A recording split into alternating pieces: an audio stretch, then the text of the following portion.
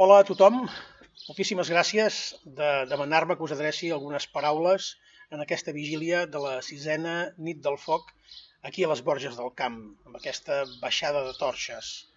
Us agraeixo enormement que ens hàgiu tingut presents, que m'hàgiu demanat de poder-me adreçar a tots vosaltres, però us agraeixo encara molt més que organitzeu esdeveniments d'aquesta envergadura, d'aquesta tradició que ens vinculen a un element, el foc, que és absolutament indispensable arreu dels països catalans. Desitjo que us vagi molt bé, que mentre baixeu les torxes, mentre encengueu foc, mentre els diables fan les seves feines, us en recordeu de totes aquelles bondats que també té el foc. Cremen les males coses, els mals sentiments, els mals esperits, i renoven sempre en positiu.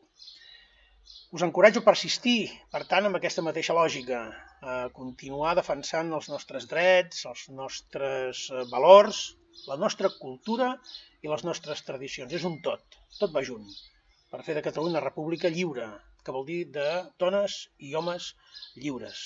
Que us ho passeu molt bé i espero que la propera edició la puguem celebrar en presència i us pugui agrair en persona, en plena llibertat, tot el molt que feu per tots nosaltres.